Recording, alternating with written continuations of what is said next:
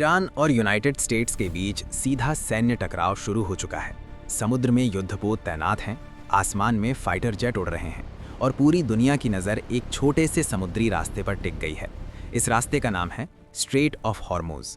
दुनिया के लगभग 20% तेल की सप्लाई इसी रास्ते से गुजरती है।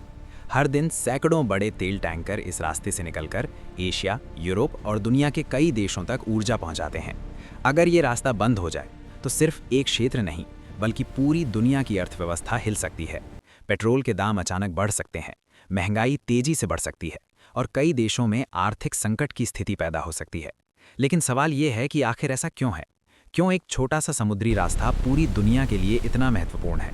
और अगर वास्तव में ईरान और यूनाइटेड स्टेट्स के बीच युद्ध हुआ तो उसका असर कितना बड़ा हो सकता है? इस पूरी कहानी को समझने के लिए हमें थोड़ा पीछे जाना होगा। लगभग 4 दशक पहले, साल 1979। यही वो समय था जब मिडल ईस्ट की राजनीति में एक बड़ा बदलाव हुआ। ईरान में एक बड़ी क्रांति हुई जिसे दुनिया ईरानियन रेवोल्यूशन के नाम से जानती है। उस समय ईरान में शाह की सरकार थी। ये सरकार अमेरिका की करीबी मानी जाती थी और पश्चिमी देशों के साथ उसके मजबूत संबंध थे। लेकिन क्रांति के बाद सत्ता बदल गई। नई सरकार आई जिसने पश्चिमी प्रभाव को खत्म करने का ऐलान किया। यहीं से ईरान और यूनाइटेड स्टेट्स के रिश्ते तेजी से खराब होने लगे। अमेरिका ने ईरान पर आर्थिक प्रतिबंध लगाए। दोनों देशों के बीच राजनीतिक तनाव बढ़ता गया। धीरे धीरे ये टकराव सिर्फ राजनीति तक सीमित नहीं रहा, ये मिडिल ईस्ट की शक्ति संतुलन की लड़ाई बन गया। मिडिल ईस्ट को दुनिया का ऊर्जा केंद्र कहा जाता है क्योंकि दुनिया के सबसे बड़े तेल भंडार इसी क्षेत्र में मौजूद हैं। यहाँ से निकला हुआ तेल दुनिया की कई बड़ी अर्थव्यवस्थाओं को चलाता है। इस क्षेत्र के कुछ सबसे बड़े तेल उत्पादक देश हैं सऊदी अरब, ईरान, इराक और यूनाइटेड अरब एमिराट्स। इन देशों से हर दिन लाखों बैरल तेल निकाला जाता है। फिर इस तेल को विशाल जहाज़ों में भरकर दुनिया के अलग अलग हिस्सों में भेजा जाता है।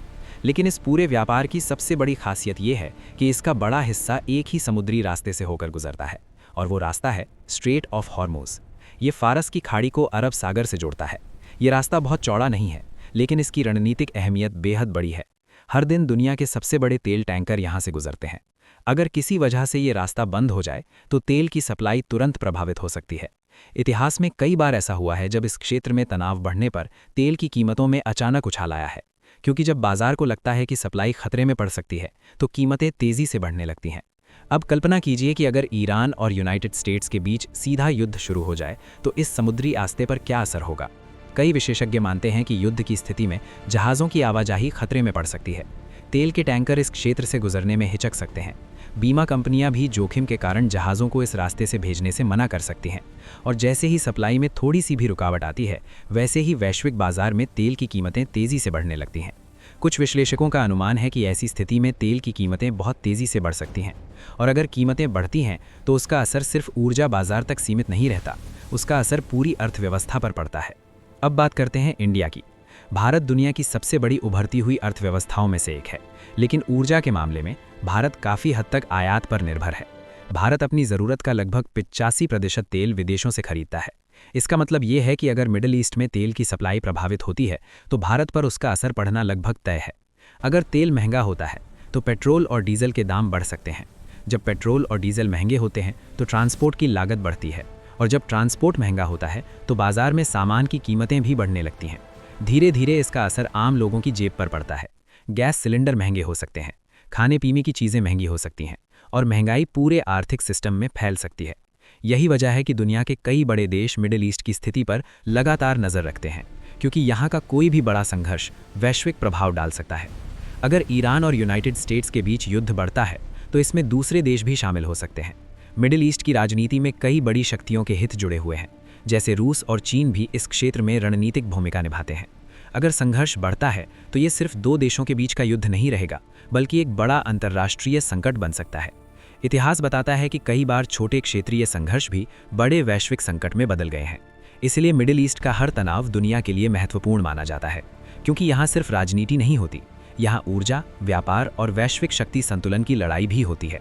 और यही वजह है कि जब भी इस क्षेत्र में तनाव बढ़ता है तो पूरी दुनिया की नज़र मिडिल ईस्ट पर टिक जाती है। अब सवाल ये है, क्या वास्तव में भविष्य में ऐसा युद्ध हो सकता है, या फिर दुनिया के देश कूटनीति के जरिए इसे टालने में सफल होंगे? इसका जवाब अभी भविष्य के गर्भ में छुपा हुआ है।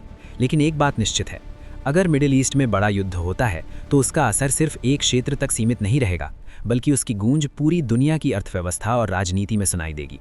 और शायद यही वजह है कि दुनिया इस क्षेत्र को आज भी सबसे संवेदनशील इलाकों में से एक मानती है।